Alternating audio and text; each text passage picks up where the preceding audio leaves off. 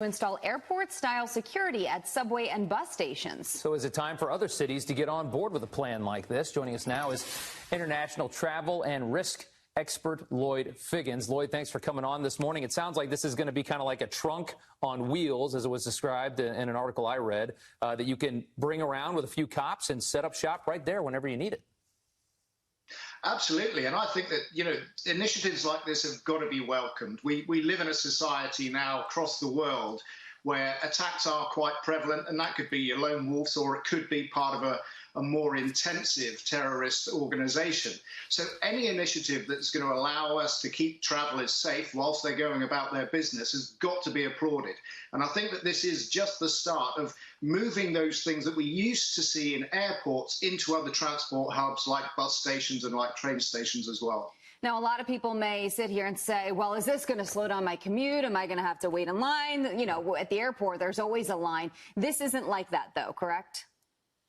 No, this isn't. This is actually very different, because what it does is the way that LA Metro are looking at using this is to have it at the bottom of escalators, so that as people go onto the metro system, the scanners are there, and what they do is they pick up any anomalies to your body waves. So if there's anything blocking the normal body waves, it will pick that up. So whether that's a concealed weapon or whether that might be something like an explosives vest, then this equipment will be able to pick that up. Yeah. And what we've got to do is, traditionally, we've looked at the 5 Ds of security, which would be deter, detect, deny, delay, and defend.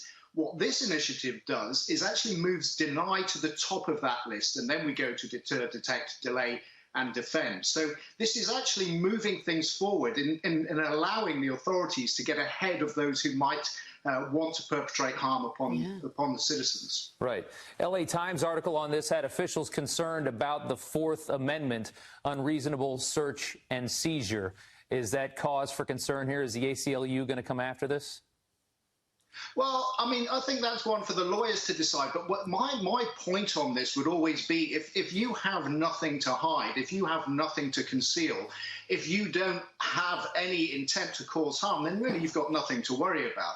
In Europe, we have too much emphasis is put on people's human rights and whether or not that they are being taken away by enhancing security.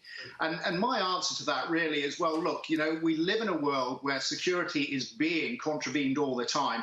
We need to be ahead of the game, and we need to put measures in place in order that we're protecting the public. Yeah, it's going to be interesting to see how it plays out. Thank you very much for your time, Lloyd Figgins. We appreciate it.